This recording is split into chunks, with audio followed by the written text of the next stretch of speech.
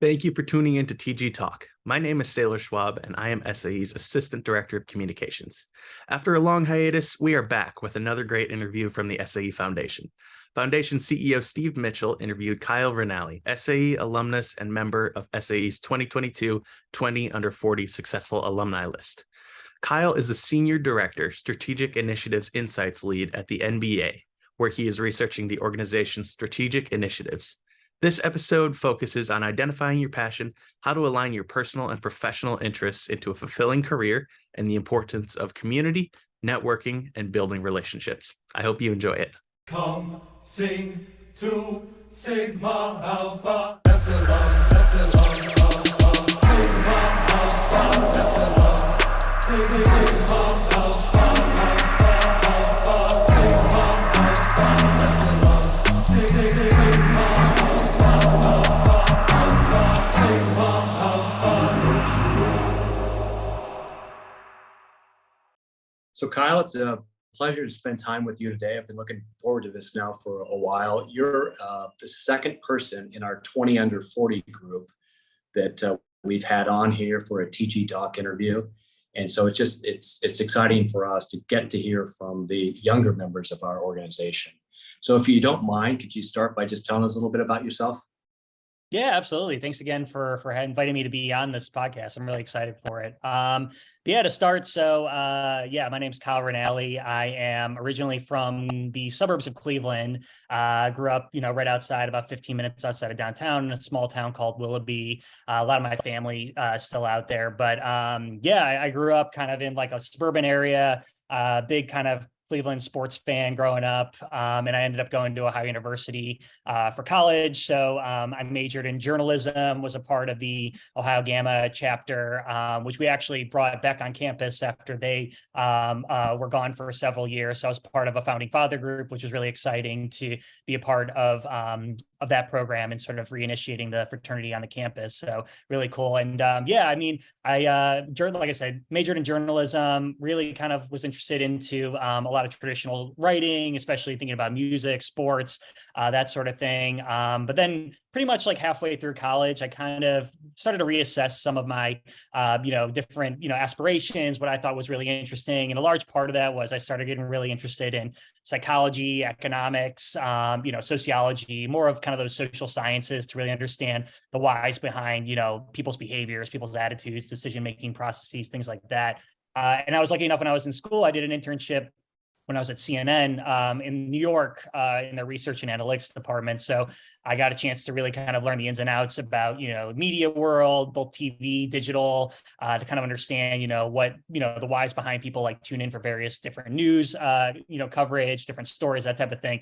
And that kind of like clicked in my mind. I thought, really we can find ways of applying journalism with a lot of these really interesting ways of bringing to life statistics and research and data, and really pair that together into a really interesting way of telling a compelling story, but with data and information. So that became really a big foundation to like my professional career after that sort of experience. So I really sort of hyper-focused my study and sort of, interests in that area.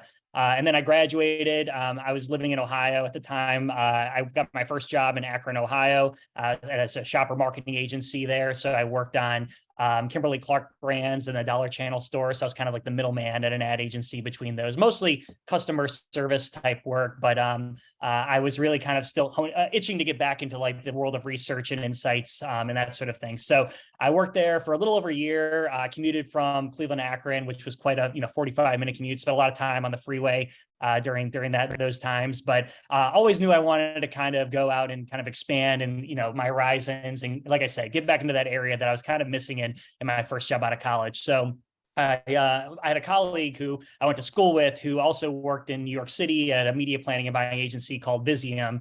And she and I met for lunch one day, and she was, asking me about, career opportunities, how my job's going. And I was, speaking to her about, it's really interesting, but I'm looking to get more in the world again of like research and insights. And she said, I have an opening in my, agency is looking for an analyst to work in this type of role. And I remember interviewing, getting the, the job ultimately, and then telling my parents like, hey, I'm moving to New York City in like 2 weeks. So I need to find a way to transport all my stuff or whatever I can, find a place, and then figure out where I'm living in this whole, much different, landscape New York. So how did that go over in your house? Because It was both of my daughters did the exact same thing. Moved to New it York was a City. little bit. It was like shock met with excitement, met with fear, kind of all in a matter of a couple minutes, I guess, because it's like they're very excited because they know that I've always Right. kind of dreamed of, move into the New York, Chicago, kind of a big city to, pursue a lot of career opportunities out there. But then like the reality set in of like, okay, how do we actually make this work logistically and figure out how, and especially, New York City, the real estate market is so hectic and crazy. So I remember luckily there was a guy that I had graduated, who's a year below me, and he was planning to move to New York, coincidentally at the same agency that I was going to be working at as well. So it was a perfect chance for us to link up together and say, hey, would you want a room together, find an apartment together in New York? And I went out there and started touring places. I think from one weekend, I must have seen like 30, 40, 50 apartments in one go. And then, landed on a place and then signed a lease. And then like, all right, I'll be back in, 2 weeks. And my dad and I drove a big budget moving truck across, Ohio, Pennsylvania, New Jersey, New York. And then eventually moved everything in one fell swoop in one weekend. So it was a hectic, couple of week period, but, I'm very fortunate, very grateful that my parents, were able to help along the way and were supportive. So, so they were a little bit surprised and shocked, but ultimately, it ended up being a great move, in the long term. So, yeah, so that was a big shift in terms of my living situation and obviously family and friend situation and that sort of thing. But I started working at an agency in the agency world, again, doing similar what I was looking for, research and insights work. I worked at an agency called Visium, so supporting a lot of different clients across a lot of different categories. I was working on Calvin Klein, Discover Card, Reckitt Benckiser, which makes like Mucinex and Lysol and a lot of other brands. And then I ended up moving to another agency a couple of years later called Mindshare, doing similar work, but like for a different set of kind of clients, worked on like Unilever, Jaguar Land Rover cars, American Express.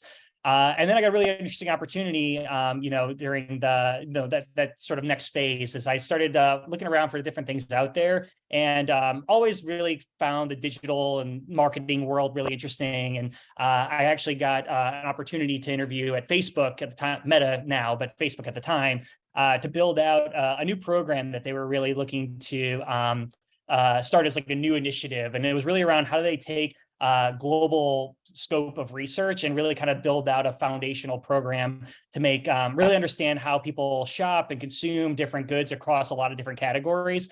Ultimately, because a lot of the clients that they were supporting on the advertising and the business side were working in various sectors, whether it be consumer packaged goods, retail, gaming, e-commerce, automotive, and that type of thing. And there was really a big gap, especially when in the digital marketing ecosystem, because Google was doing a lot of kind of more industry specific research and developing a lot more practices around more the consultative kind of ways of approaching strategic decision making in the digital advertising space.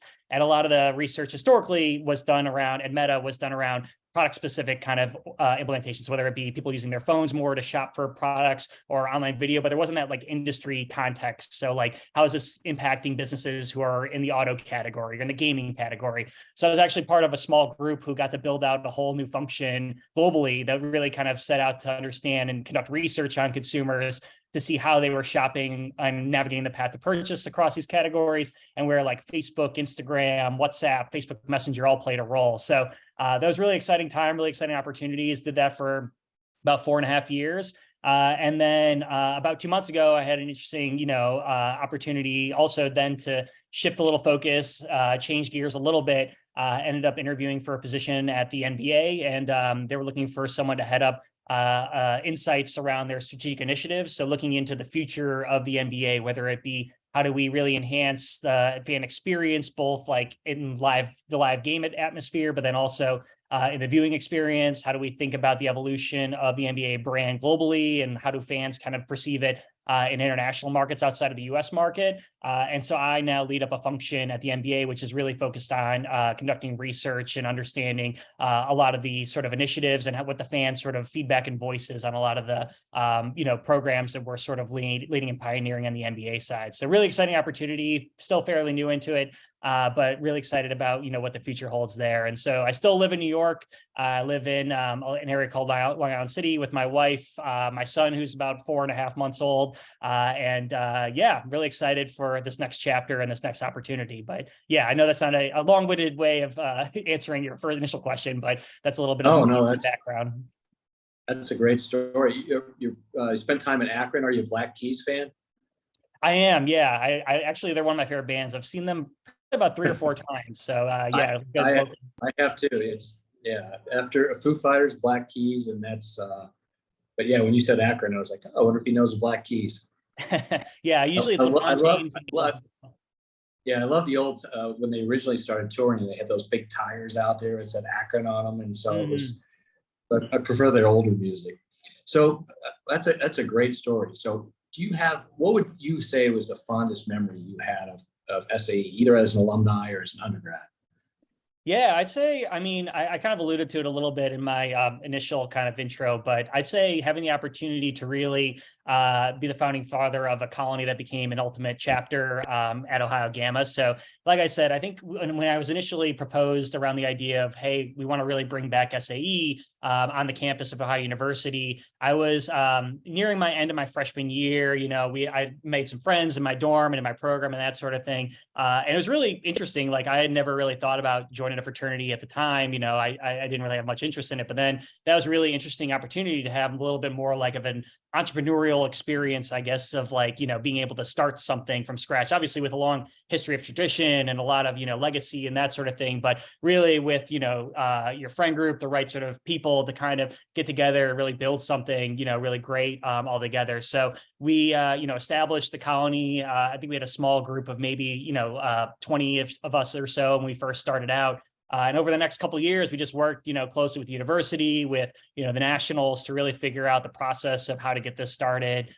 Really, everyone was assigned different positions so we can all focus on different areas. I know I did a lot with alumni and alumni relations. And so that was really exciting to meet a lot of the older folks who had graduated and, hear their experiences on the campus and almost kind of like showed like a really, exciting opportunity to kind of bring that to life, back to the university. And so right before, I believe it was my senior year, we ultimately were able to finally get our charter and all, participate in the official induction ceremony and all kind of like establish ourselves on campus. So I think that whole process and that experience was definitely something that I, look back on really fondly. And it was probably one of the highlights I think I'd say across my kind of experience within SAE. Right. So you've had quite a bit of success already for someone of your age. What do you attribute that to? Yeah, I mean, I think there's multiple kind of components to it. I mean, I think just naturally having like passion for like what you're looking to do and a little bit like a focus. I mean, it's hard to say, exactly. And I even teach now at Ohio University remotely as an adjunct professor. And I try to, help instill this in like the kids that I'm teaching as well. The students I'm trying to teach is like, you may not know exactly what you want to do, but like, what do you like and what don't you like? And how can you best kind of like pair that all together into like something that you would want to kind of pursue and sort of have a goal for yourself to sort of attain over time. And then what kind of like small steps can you do to start, achieving that and the experience you gain, the connections you make, that type of thing. So really kind of that passion paired with focus, I think is really important. And I think also the power of community and just kind of like connecting with folks is like, you can't really understate it. I think like, especially whether it be within SAE or my Ohio University sort of alumni, fellow alumni, really making sure that you're establishing really like personal and meaningful connections and making sure that you're, helping each other in like this, this professional world and personal world to help navigate and find opportunities wherever they might be. I know several jobs that I've had, the MBA included, were, helped in terms of referrals for folks that I've known who either worked at the organization or knew someone who did. So I think that power of community and that power of connection is really important. And so the relationships that you foster, just making sure that you're continuing to stay engaged and making sure that you're, continuing to build those out, especially with, the folks that, you find really, important and personal to your both personal lives and professional career as well. Makes sense. So we've got a lot of undergraduates. This is April when we're shooting this. So we got a lot of undergraduates that are getting ready to graduate. And you've gone through that experience. What do you wish you had known then that you know now that you could share with some of our undergrads to sort of get them in the right frame of mind? Yeah, I mean, some of it kind of goes back to my previous answer. I mean, definitely like continue to, focus on building connections and community with folks who are, along similar professional paths as you. I think it's really helpful to kind of, build out those networks, both, in person, virtually through LinkedIn or whatever it might be, to kind of continue to have those opportunities and those, folks who can help, help you navigate. I mean, obviously the job market's a little bit crazy now with like a lot of, the scenarios happening across layoffs, across a lot of like, those different, economic kind of factors impacting, the job market. So I think that's really important to kind of, have those established, but then also to just like, don't be afraid, I don't think, to like take a chance or take a risk as well, I think is really important. So, I think, your first job out of college, it may be your dream job, it may not. I think having that experience and starting building towards, like I said, that ultimate goal or that passion area that you're looking to, ultimately pursue within your personal and professional careers, I think is really important. So how do you really kind of think through, like I said before, the things you really like at this point in time, the things you don't like, and then kind of mapping that together. And so I think really kind of establishing that frame of mind as you kind of think about graduation, which I know obviously it's a scary thing and time to kind of, consider and to think of, but I think like once you have that sort of established and thought through to a certain degree, then you could set you up for success longer term down the road, because you'll have, again, the connections in the community paired with that sort of passion and self-understanding of what you're really interested in to kind of continue to build that out further and gain the necessary experience to work your way up the ladder ultimately. Yeah, that's a great answer. So was the NBA always your dream job, or is it part of the path, or I mean, how does this fit in, and how did you get to the NBA? Yeah, it's hard to say that I've had a single dream job. I mean, I've had a lot of different areas of interest and focus and passion over like my whole career. I've always found each job that I've had has been really interesting and fulfilling in different ways. I've always, since I was younger, been really into sports. I played football and baseball, probably the longest. Basketball, I had sort of my peak kind of stopped after middle school, because that was like my peak growth spurt when I was taller than everyone. Then everyone got much taller than me, and then I, wasn't as successful in that. But I always liked basketball growing up. My dad was a referee for local high school games. Always loved the Cavaliers, the Browns, and the Guardians also growing up. So sports has always been like a big part of kind of like my personal interests. So I thought it was really interesting, the opportunity, as I think I've said a couple times before, is like pairing together your personal and professional kind of aspirations with one another. So, as I was looking for different sort of opportunities and sort of different organizations to join, I have had that love of research and insights and data and storytelling all kind of within my professional career. I've had the passion for sports in sort of a separate bucket in like my personal passions, I guess, category. And then this MBA opportunity was the perfect opportunity to blend both of those worlds together ultimately and have them all live sort of, together within one sort of daily, assignment, task, project, that sort of thing. So that's kind of like how I've always saw it. Is like, I've always been really passionate about sports, music. So any chance there was to kind of work in like those areas would be probably a dream job of mine. But again, I wouldn't want to lose out on like that professional passion of mine of like, having that sort of data storytelling kind of background. So it was ultimately like the stars aligned, I think, at the perfect time to kind of bring that all together. Oh, that's great. So one of the questions I always like to ask, and sometimes people get on defensive, but that's really not the point, is tell us about a mistake that you made at some point. Because it's funny, I talk to people that ski, and they'll say, well, I didn't fall down once. And, my thought would be, well, you didn't ski hard enough. You didn't take enough risk, right? You didn't go hard enough. So what's a mistake that you've made at some point, and what did you learn from it?